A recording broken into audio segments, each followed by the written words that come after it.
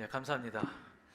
11절까지 말씀 읽었는데요. 원래는 1절부터 21절까지의 본문입니다. 예, 좀 길어서 좀 잘랐습니다. 예, 읽지 안 끝납니다. 예, 어떻게 기억될 것인가? 어떻게 기억될 것인가? 라는 제목으로 하나님의 말씀 나누겠습니다. 인간은 살아가면서 수많은 사람을 만나고 알게 됩니다. 직접 경험하는 사람들이 있을 것이고요. 또 소문으로 들어서 아는 사람이 있고, 저 먼 당신 같은 아주 좀 뛰어나고 좀 이름이 있는 분들 같은 경우는 책을 통해 접하기도 합니다. 그 수를 헤아릴 수 없을 만큼 다양한 인생과 인연을 맺고 살아가는 것이 우리네 삶인 것 같습니다. 크게 두 부류로 나눌 수 있을 것 같습니다. 좋은 기억으로 남는 사람이 있는가 하면 나쁜 기억으로 남는 사람이 있습니다. 이스라엘의 예루살렘 헤르칠 언덕에 있는 홀로코스트 기념관 이름이 히브리어로 야드 바셈입니다. 야드는 기억이라는 뜻이고 바셈은 이름이라는 뜻입니다. 이 기념관은 홀로코스트 희생자 600만 명의 이름을 기억하는 곳이요, 또한 홀로코스트 기간 동안 아무런 금전적, 종교적 목적 없이 위험을 무릅쓰고 유대인을 구해주었던 사람들을 기억하는 장소입니다. 이 기념관의 출구 쪽에는 방문객들의 시선을 사로잡는 의미 있는 문장 하나가 있습니다. 망각은 우리를 노예로 이끌고 기억은 우리를 구원으로 이끈다. 성경에도 기억하라는 명령이 자주 등장합니다. 기억하라라 라는 이 명령은 단지 머리로만 하는 그 기억을 뜻하지 않습니다. 온 몸으로 기억해서 그 역사의 순간을 오늘 재현하라는 뜻입니다. 왜 우리는 기억해야 할까요? 우리가 믿고 사랑하고 예배하는 그 하나님이 기억하시는 분이기 때문입니다. 기억하시는 하나님은 다른 말로 하면 신실하신 하나님, 약속을 잘 지키시는 하나님입니다. 하나님이 열방을 심판을 행하실 때 당신의 백성을 기억하셔서 구원하지 않으셨습니까? 아브라함과 이삭과 야곱에게 세우신 언약을 기억하셔서 애굽의 노예 생활로부터 그들을 해방하셨습니다. 역사 속에서 하나님은 자신이 아브라함과 맺은 언약, 시내산에서 맺은 언약, 다윗과 맺은 언약을 기억하시고 그 약속을 손수 지키시는 하나님으로 당신의 백성 앞에 서셨습니다. 이에 대한 이스라엘 백성들의 마땅한 반응 역시 기억이어야 했습니다. 하나님께서 그 언약을 통해 창조하고 싶은 사랑의 백성, 공의와 정의를 행하는 백성, 말씀에 청종하는 믿음의 백성이 되어야 했습니다. 히브리서 저자는 소위 믿음장이라 불리는 11장에서 믿음의 선진들의 이름들을 나열하고 있습니다. 그 사람들은 어떻게 믿음을 지켜낼 수 있었습니까? 그들은 한결같이 하나님의 약속을 기억했던 사람입니다. 그 역사 속에 하나님이 오늘 자신들의 하나님이 되시고 또한 장래에도 그 약속을 반드시 이루실 하나님임을 확실히 믿었기에 오늘 그들은 그들 자신들의 그 믿음을 무효화시키는 그 억압과 핍박 속에서도 하나님 편을 선택할 수 있었던 것입니다. 저는 오늘 본문에서 두 인물에 초점을 맞추려고 합니다. 한 사람은 예수님께 향유를 부은 여인이고 다른 한 사람은 우리가 잘 아는 예수님의 제자 가룟 유다입니다. 한 사람은 이 복음이 전해지는 곳마다 기억되어야 한다는 칭찬을 들었던 여인이고 다른 한 사람은 차라리 이 세상에 태어나지 않았다면 더 좋았다라는 탄식을 들었던 사람입니다. 예수님께 향유를 부은 여인은 하나님의 아들 예수님의 장례를 미리 준비한 인물로 지금껏 기억되고 있습니다. 반면에 우리가 잘 아는 대로 유다는 주님을 몰랐을 뿐 아니라 스승을 배반하고 결국 스스로 목숨을 끊은 비참한 인생으로 기억되고 있습니다. 오늘 우리가 살펴볼 마가복음 14장과 15장은 십자가 순환이 있기 하루 전인 목요일과 순환 당일인 금요일에 일어나는 사건들을 중심으로 기록되어 있습니다. 예수님께서 3번이나 순환 예고를 하셨는데요. 주님께서 순환과 죽음의 문에 들어서시는 대목에서부터 두 부류의 사람들이 등장합니다.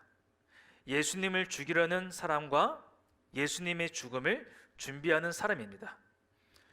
지금 예수님과 제자들은 예루살렘에 올라와서 유월절과 무교절을 지키고 있습니다. 유대인들에게 가장 중요한 절기가 유월절과 무교절이죠. 그것은 우리가 생일을 기념하는 것과 같고 우리나라가 광복절을 기념하는 것과 같은 일입니다. 유월절은 이스라엘이 애굽에서 해방된 날을 기념하는 절기이고 유월절 다음 날부터 7일 동안은 애굽을 급히 탈출하느라 빵을 발효시킬 겨를이 없어 누룩 없는 빵을 먹은 것을 기념하면서 무교절로 지켰습니다. 유월절 식사를 할 때는 불에 구운 고기와 누룩 없는 빵과 쓴 나물을 먹었습니다. 이스라엘 백성들은 매년 이 유월절과 무교절을 통해 자신들이 오늘 이스라엘로 존재하는 것은 이 위대하신 하나님이 자신들을 낳았기 때문인 것을 기억했습니다. 이 날은 자신들이 하나님의 언약 백성임을 기억하는 날이요, 자신들의 정체성을 확인하는 날입니다. 온 가족이 함께 모여 이 어린 양의 피가 조상들을 구원했던 때를 기억하는 거룩한 시간입니다. 비록 지금 저 이방인 애굽 제국과 같은 로마 제국의 압제 아래 식민지 백성으로 살고 있지만 언젠간 출애굽의 하나님이 로마의 지배로부터도 자신들을 해방시켜 주실 것이라고 기대하면서 이 유월절을 지켰던 것입니다. 그러나 이게 어찌된 일입니까? 하나님의 언약 백성의 지도자로 자처하던 자들이 출애굽의 은총을 기억하고 감사하는 바로 그날에 새 출애굽을 완성하기 위해 오신 하나님의 아들을 죽이려고 합니다. 권력에 취한 나머지 기득권을 지키려는 그들에게 우리 주님은 믿음의 대상이 아닌 배짱의 대상일 뿐이었고, 놀랍게도 예수님의 12제자 중 하나인 가룟 유다가 이 일을 돕는 공범으로 합리하고 있습니다. 이들은 저마다 예수님을 반대하는 목적은 달랐고 이유도 달랐겠지만 사실상 하나님 나라를 대적하는 한 통속이었던 것입니다. 마가복음의 저자는 이렇게 한 통속인 유대 종교 지도자들의 음모와 가룟 유대의 배신 이야기 사이에 예수님의 죽음을 미리 준비하는 한 이름 없는 여인을 소개합니다. 오늘 저희는 특별히 이 가룟 유다와 이름 없는 여인을 비교하면서 우리는 과연 어떤 사람으로 기억되는 인생을 선택할 것인지를 생각해 보려고 합니다. 예수님께서 베다니에 있는 나병 환자 시몬의 집에 계실 때였습니다. 베다니는 예루살렘에서 4km 정도 떨어진 곳인데요, 명절 때가 되면 다들 잘 아시는 것처럼 각지에 흩어졌던 디아스포라 유대인들이 이 절기를 지키러 몰려오기 때문에 예루살렘에서 숙소를 잡기란 매우 어려웠습니다. 그래서 인근의 이 베다니 같은 마을에 숙소를 잡고 날마다 예루살렘을 오고 가면서 성전 제사에 참여했습니다. 그런데 이 베다니에는 예수님의 가까운 친구들이 상당수 있었습니다. 우리가 잘 아는 나사로와 마리아, 마르다의 집도 이 베다니에 있었습니다. 이번에는 예수님 일행이 시몬의 집에서 비스듬히 누워서 식사하고 있었습니다. 그때 한 여인이 예수님께 다가오더니 그분의 머리에 값진 향유를 부었습니다. 여러분, 우리가 마가복음 읽은 본문에 보면 이 여인의 이름이 나오나요? 나오지 않죠. 마가복음 저자는 여인이 누구인지를 구체적으로 밝히지 않지만 같은 사건을 기록한 마태와 요한의 기록을 참고하면 이 여인은 분명 죽었다가 소생한 나사로의 누이이자 마르다의 자매인 마리아일 것입니다. 이 지점에서 궁금증이 생깁니다. 이 여인은 왜 이런 기이한 행동을 했을까요? 아마도 죽은 오라비를 살려준 예수님이 방문하시자 다시 한번 감사하는 마음을 표현하기 위해 자신이 가진 최상의 곳으로 예수님을 극진히 섬긴 것이 아닌가 싶습니다. 마가는 이 향료를 나드라고 밝힙니다. 나드는 인도산 식물의 뿌리에서 추출한 기름으로 대개 장례에서 시신에 바를 때 쓰였습니다. 본문에서는 이 나드의 값어치를 300데나리온 이상으로 설정하고 있는데 이것이 얼마나 큰 돈이냐면 일용직 근로자의 약 1년치 연봉에 해당되는 매우 큰 돈이었습니다. 그래서 어떤 사람들이 이 광경을 보고 놀라는데 그치지 않고 화를 냈습니다. 4절과 5절 보실까요? 어떤 사람들이 화를 내어 서로 말하되 어찌하여 이 향료를 허비하는가?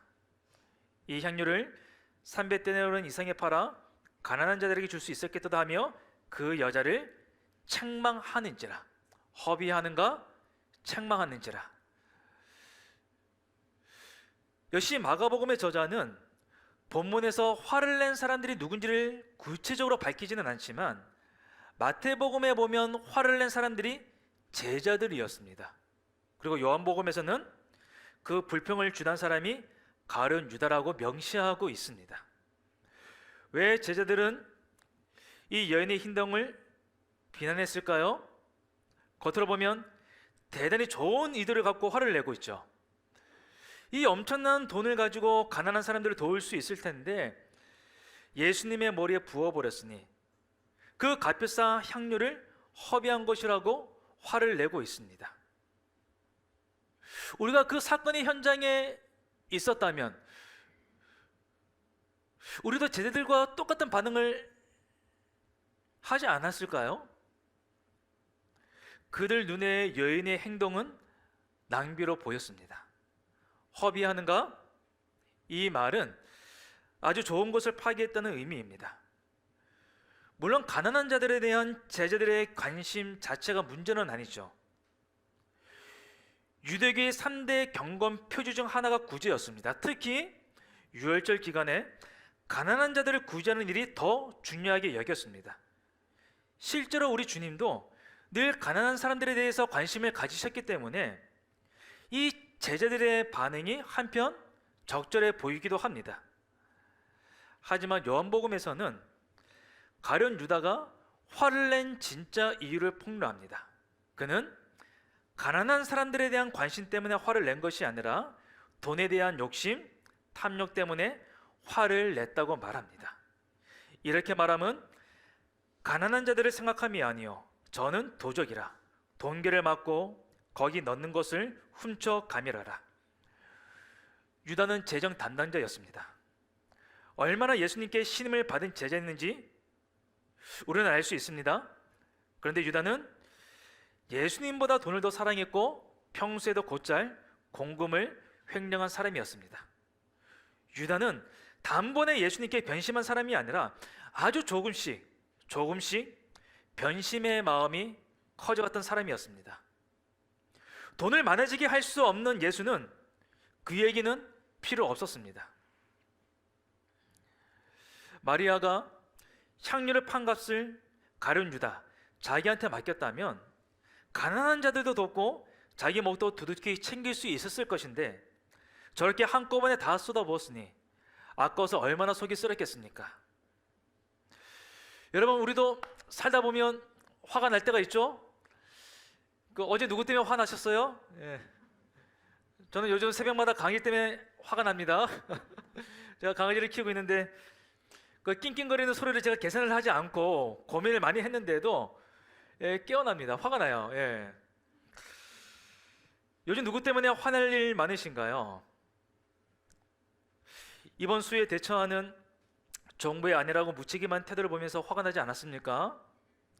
솔직히 비 좀 왔으면 좋겠다, 사진 잘 나오게 라고 했던 이 여당 의원의 망언과 윤 대통령이 반지하 침수 사망사건 현장을 찾은 것을 두고 누추한 곳에 잘 찾아갔다고 말한 대통령의 멘토라는 변호사나 신림동 반지하 주택 침수 피해 현장을 둘러보는 관계자들의 어이없는 모습에 많은 국민들이 분노했고 화도 내셨습니다.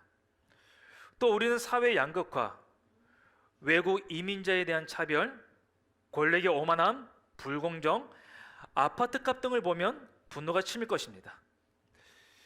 이렇게 분노하는 것은 당연한 정서이지만 또 우리는 한편 또 물어야 할 질문이 있습니다. 내가 품는 모든 분노가 다 정당한 분노일까요? 내가 하는 분노가 다 공의로운 분노일까요? 늘 정당한 분노라고 확신할 수 있습니까? 그냥 마음에 들지 않아서 내 뜻이 관철되지 않았기 때문에 화를 낼 때는 없습니까? 사실 그리스도인이라는 존재는 내 뜻대로가 아니라 하나님의 뜻대로 돌아가야 한다고 하는 사람들입니다. 그래서 우리는 언제 분노해야 되느냐? 하나님의 뜻을 거슬러 살아가는 사람들이나 주님 뜻을 거슬러 돌아가는 상황 때문에 생긴 그 분노를 우리는 품어야 한다는 겁니다. 우리는 혹시 이 가룟 유다처럼 내 이해관계와 맞지 않아서 나에게 돌아올 몫을 받지 못했기 때문에 반대하거나 분노하고 있지 않은지 살펴볼 필요가 있는 것 같습니다. 상대적인 우월감을 갖고 분노하는 것은 아닌지, 심지어 심판자의 입장에 서서 교만하는 것은 아닌지 꼭 성찰할 필요가 있는 것 같습니다. 가룟 유다는 불순한 동기로 여인의 행동을 책망합니다. 책망하는지라 미완료 신제입니다. 한 번이 아니라 반복해서 여러 번 많은 말로 호되게 꾸짖었다는 뜻입니다.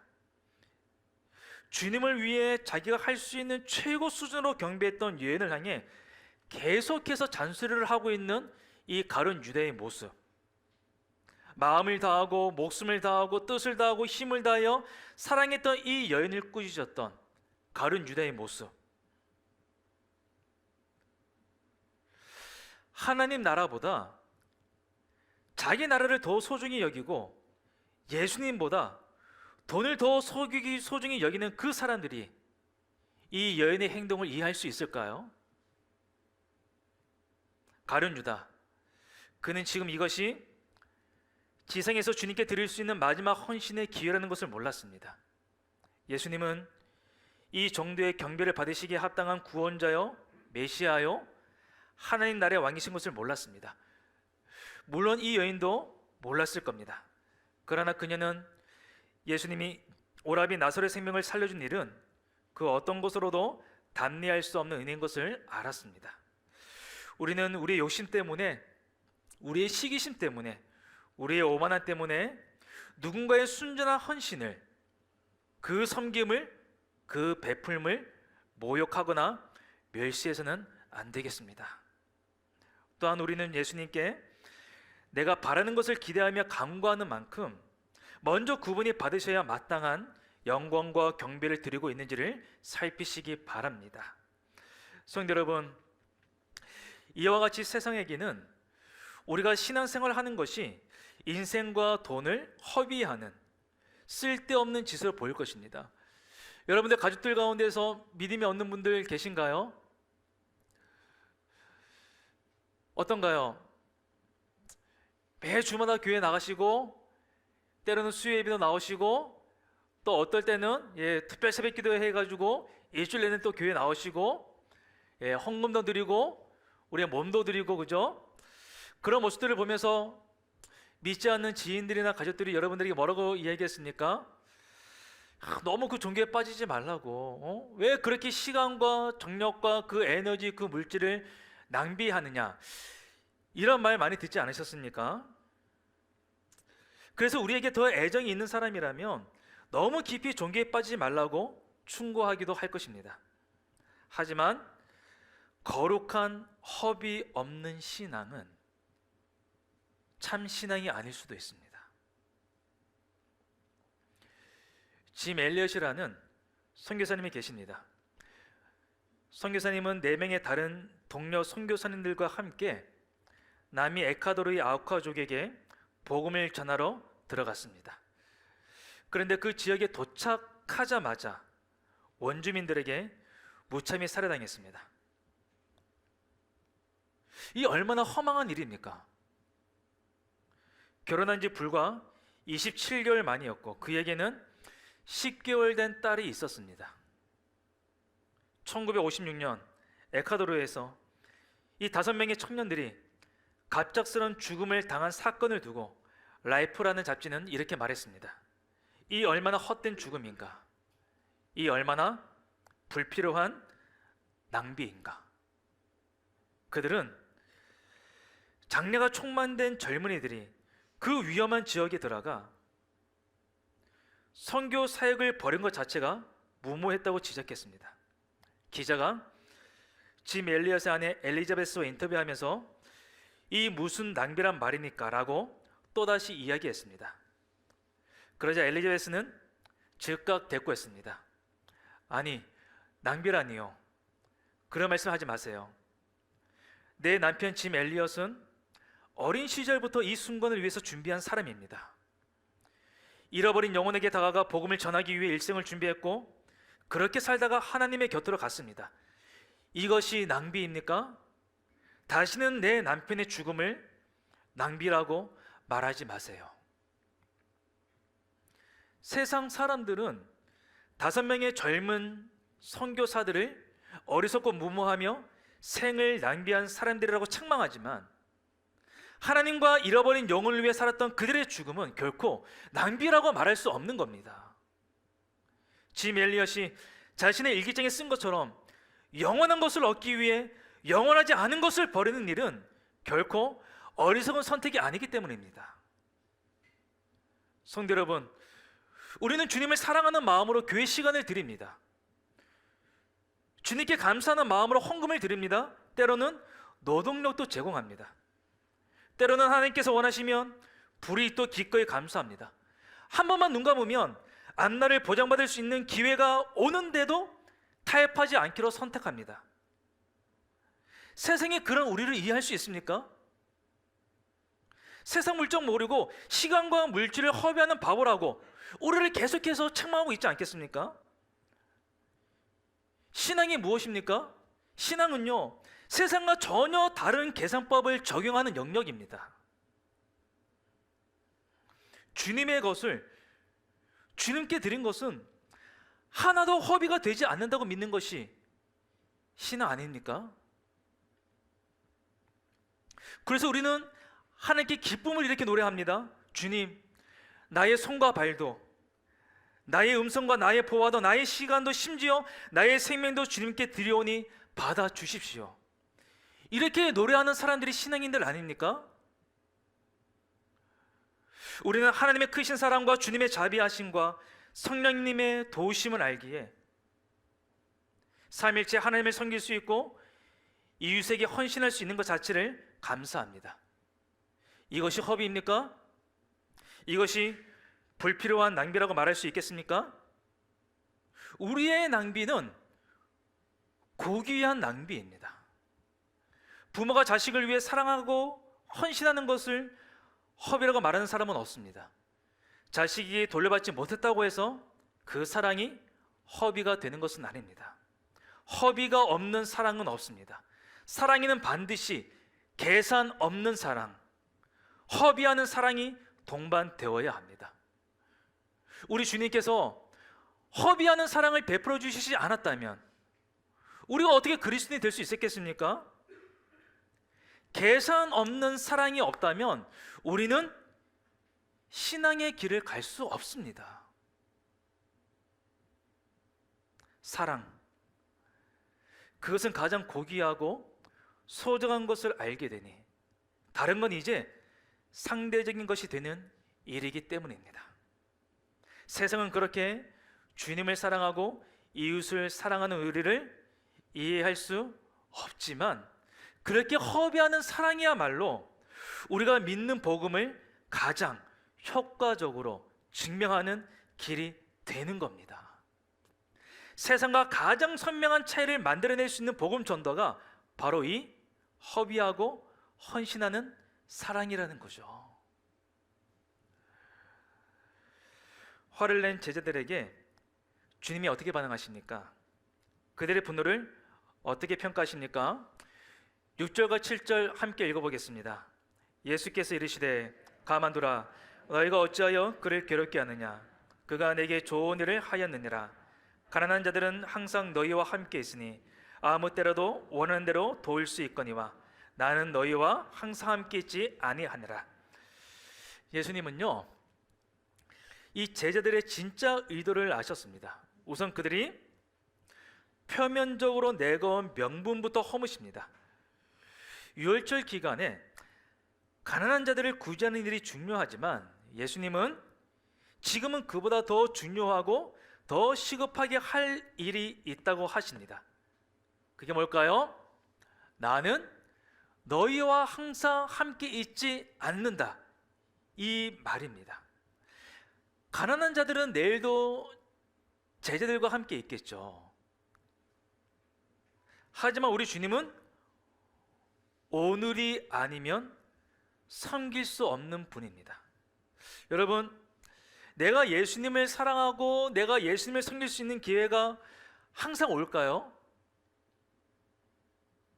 하나님, 지금은 아니고요, 나중에 그때 가면 제가 할게요, 그때가 올까요? 아닙니다. 예수님은 언제까지든 우리 곁에 계셔 주시는 분이 아닙니다. 우리가 떠나갈 수도 있고요, 예수님이 떠나시든 할 것입니다. 하지만 이 여인에게는 지금 예수님이 가장 중심이었고 우선이었습니다. 그분께 감사하는 일보다 더 중요한 것이 없었습니다. 그가 예수님의 전체를 다 알았기 때문에 헌신한 것이 아니라 자기가 받은 은혜를 알았기 때문에 헌신한 겁니다. 예수님은 그런 마리아가 행한 일을 기뻐하시죠. 그리고 그녀를 책망하는 자들을 도리어 책망하십니다. 그러면서 마리아가 행한 것이 결코 허비가 아닌 더 놀라운 이유를 설명하십니다. 그는 힘을 다하여 내 몸에 향유를 부어 내 장례를 미리 준비하였느니라. 마리아가 임박한 주님의 죽음을 미리 내다보고 우리 주님을 장사하는 의식으로서 이런 향유를 부은 행동을 했다는 뜻은 결코 아닙니다. 그럼 무슨 뜻일까요? 주님은 마리아가 오직 예수님을 영접하고 대접하기 위해 한 일에 자신만의 새로운 의미를 부여하시면서 이 행동을 칭찬하신 겁니다. 마리아가 부여할 수 없는 의미를 예수님이 부여하신 겁니다. 아브라함의 환대가 자기도 모르게 천사를 대접한 일이 되었듯이 여인은 오직 주님께 감사하는 그 마음으로 예물을 드린 것뿐인데 자기 운명을 아시는 예수님은 이 사건을 자기 장례를 미리 준비한 사건으로 그렇게 의미를 부여해 주시기로 하셨던 겁니다. 그러니 이 여인의 행위가 어찌 허비일 수 있겠습니까? 오늘 우리가 하는 일, 우리가 일일이 의미를 부여하려고 하면 우리가 영광을 다 받으려고 할 겁니다. 우리를 드러내려고 할 겁니다. 하지만 우리는 주님을 사랑하는 마음으로, 감사하는 마음으로 헌신하면 주님의 그 사랑과 헌신에 이름을 붙여주시고 또 다른 그 의미를 부여해 주시지 않을까요? 그것이 반드시 내가 사는 동안 해 주시지 않더라도 결코 주님 나라에서는 잊혀지지 않고 귀할될 것이다 라는 그 믿음을 우리는 가지고 있어야 합니다.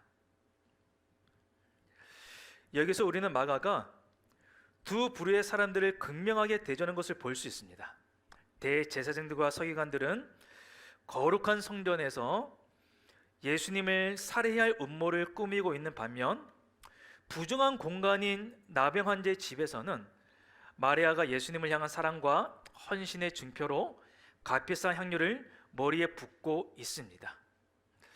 이를 통해 정결법상 부정한 공간이 서름스러운 장소가 되었고요, 이름도 모르는 여인이 오늘날까지 기억되는 인물이 되고 있습니다. 성도 여러분, 참 성전이 어디에 있을까요? 참 성전. 많은 동물 제사가 드려지는 저 화려한 예루살렘의 건물이 아니라 예수님 머리에 향유가 부어지는 정결법상 부정한 공간이 이 베다니 시몬의 집이 참 성전이 아닐까요? 우리는 여기서 무엇을 보아야 합니까? 거룩한 공간에 거주하고 또 백성들에게 거룩하고 유명한 사람들로 인정받더라도 그 사람이 얼마든지 거룩한 주님을 대접하는 것이 아니라 그 주님을 대적하는 사람이 될 수 있다는 겁니다. 주님이 찾으시는 사람, 주님이 기억해 주신 사람이 누구입니까?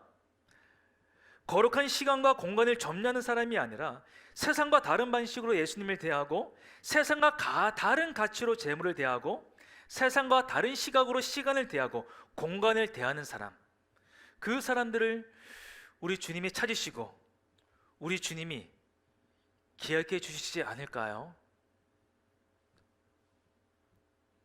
우리가 만약 이렇게 살아간다면 우리가 어디에 있든지 우리가 무엇을 하든지 우리 주위가 어떻든지 간에 예수님은 당신의 십자가 삶에 우리가 동참했다고 인정하시고 기억해 주실 겁니다.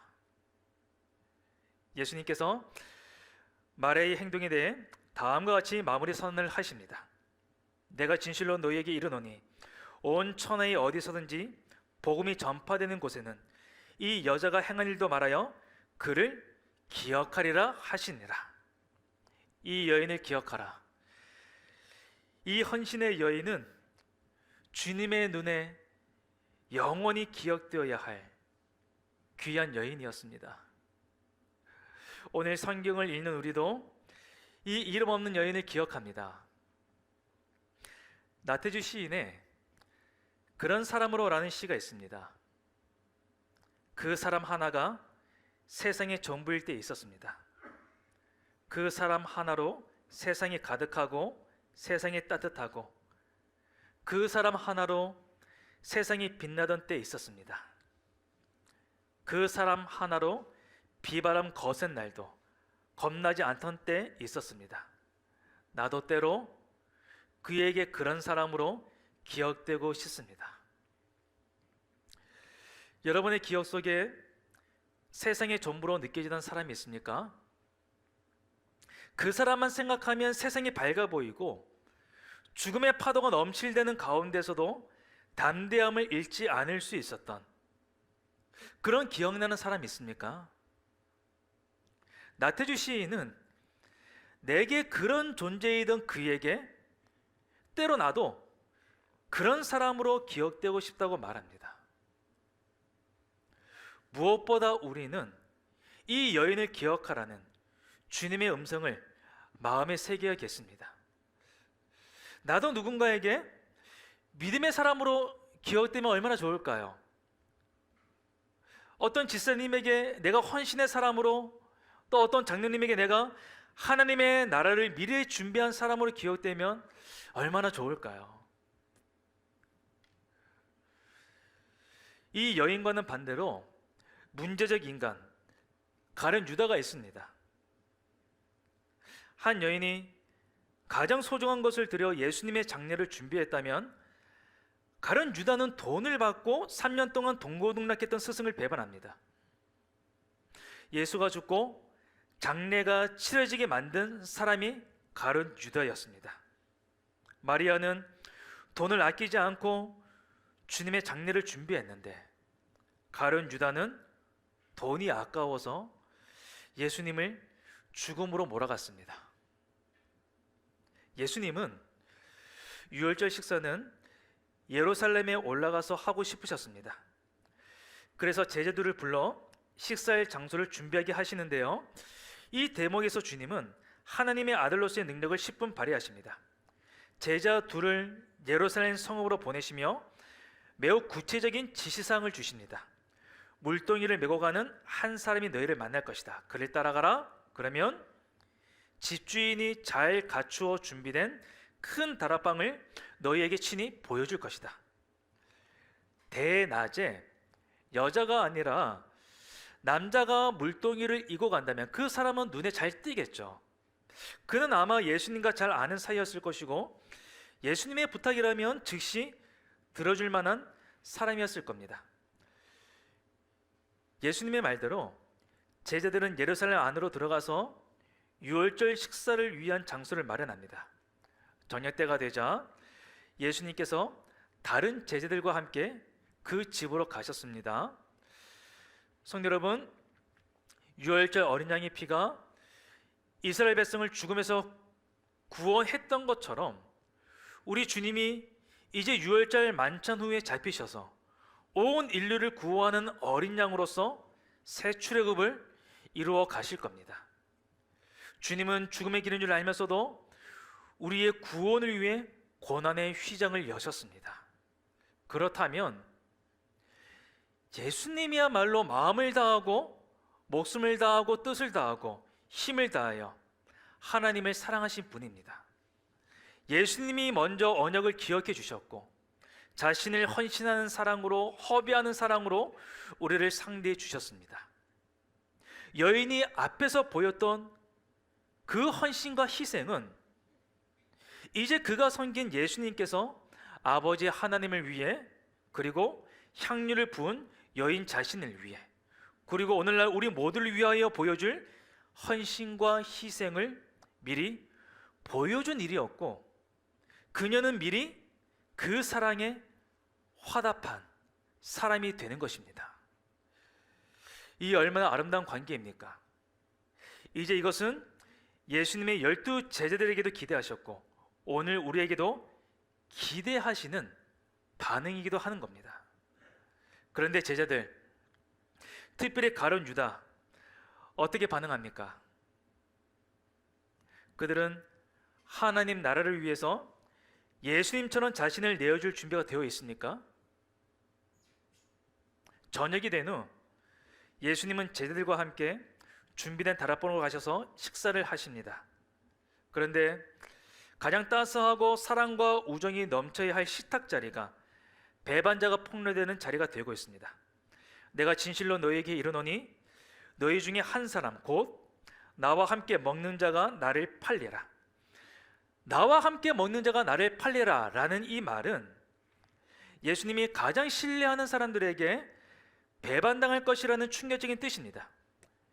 시편 41편 9절을 인용한 말인데요, 내가 신뢰하여 내 떡을 나눠 먹던 나의 가까운 친구도 나를 대적하여 그의 발꿈치를 들었나이다. 원래 시편에서도 다윗이 같은 식탁에서 밥을 먹던 아히도벨이 자신을 배반하고 자신의 아들 압살롬에게 협조한 것을 기억하며 고통스러운 심정을 묘사한 말입니다.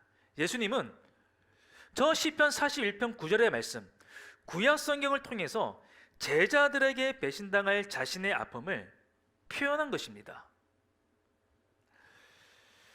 예수님의 말을 들은 제자들은 한 명씩 돌아가며 주님, 저는 아니죠. 이렇게 묻네요. 저는 아니죠. 어떤 대답을 기대하면서 질문을 하는 거죠? 너는 아니야. 예. 이런 그 기대를 가지고 질문을 한 겁니다. 저는 아니죠. 예. 제자들 모두가 그래 너는 아니야, 이 말을 예수님으로부터 듣고 싶었을 겁니다.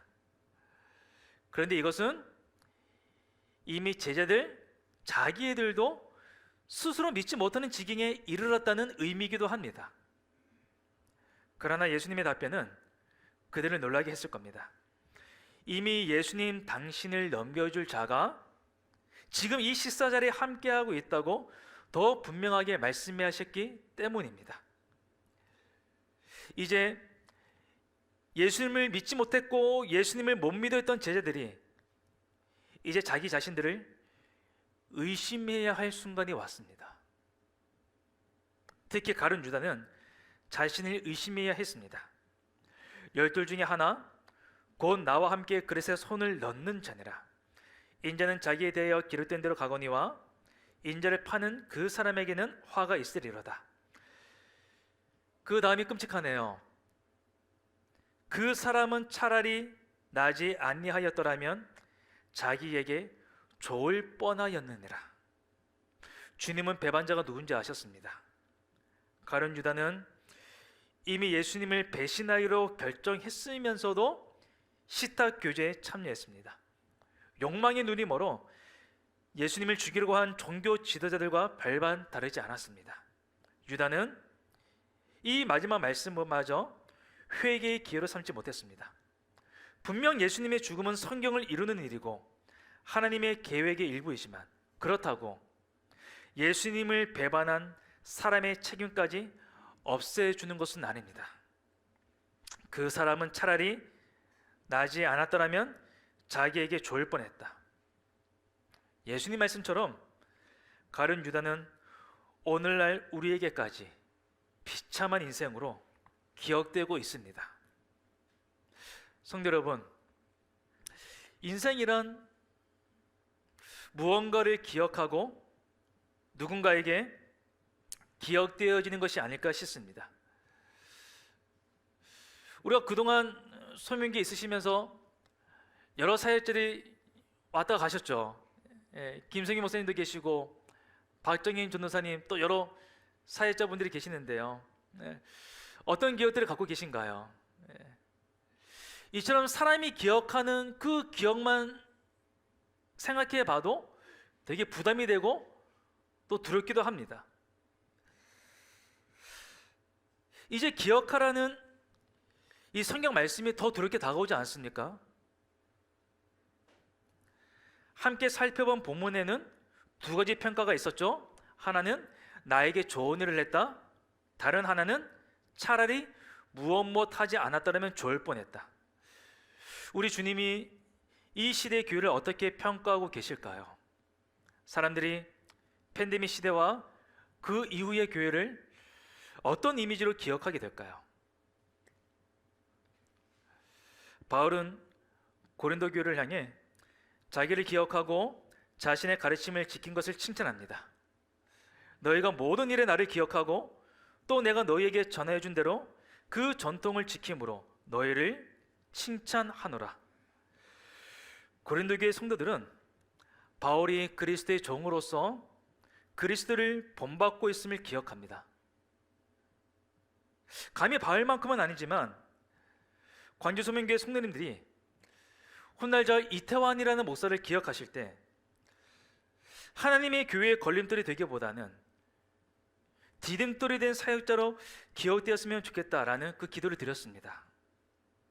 주님을 의식하고 두려워하는 사역자, 자신의 이름을 구하지 않고 성도들의 유익을 추구하는 사역자, 한 사람이라도 더 구원의 길로 이끌기 위해 애쓴 사역자, 그런 사역자로 기억되기 위해 애써야겠다는 다짐을 해봤는데요.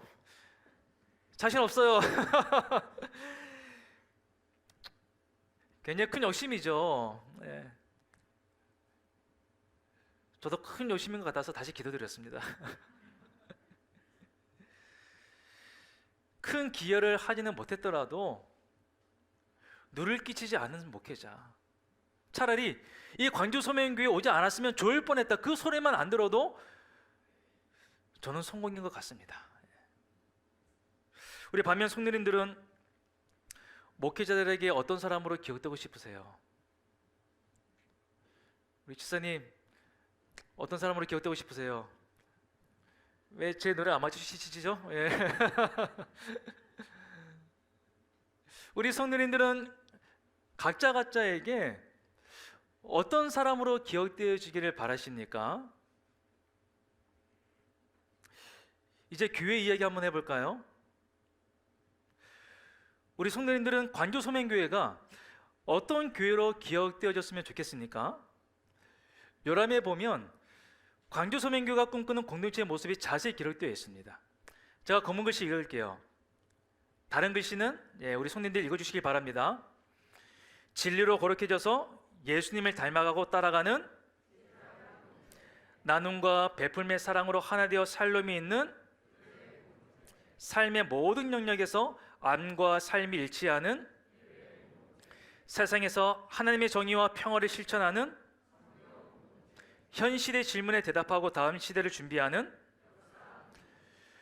얼마나 멋진 다짐입니까? 그죠? 우리가 꿈꾸는 교회 모습이기도 합니다.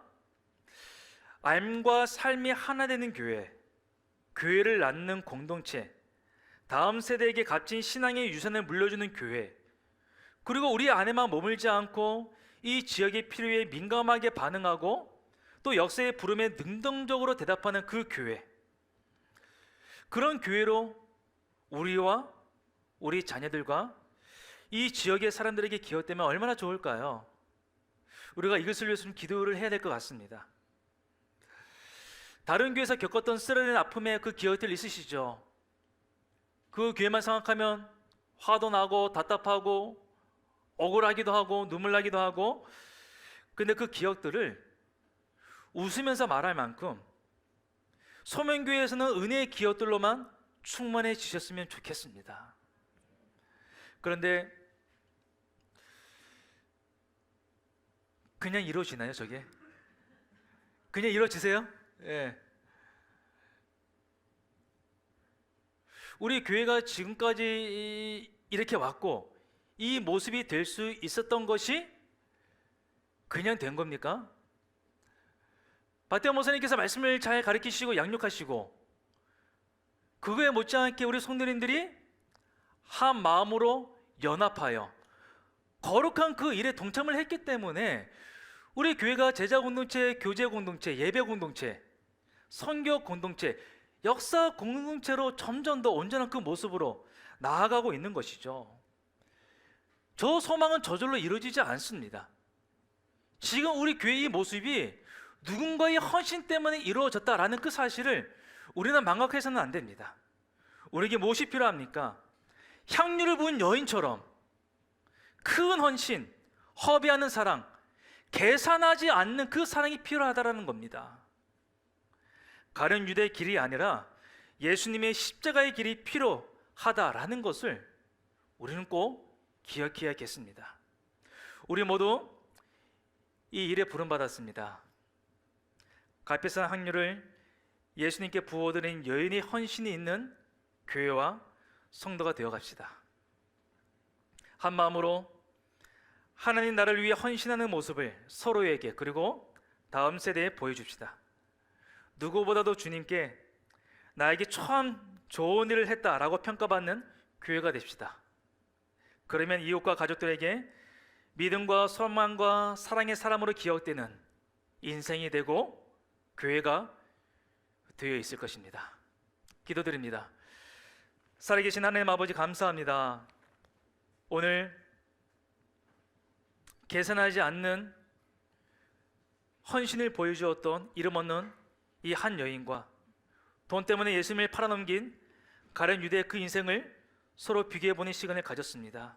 주님, 우리는 어떤 인생으로 기억되고 싶은지를 묻게 하여 주시옵고, 누군가에게 믿음의 사람, 소망의 사람, 사랑의 사람, 하나님 나라를 미리 준비한 사람으로 기억되어 줄 수 있는 아름다운 인생과 또한 그러한 교회가 되게 하여 주시옵소서. 이 모든 말씀 예수님의 이름으로 감사드리며 기도드립니다. 아멘.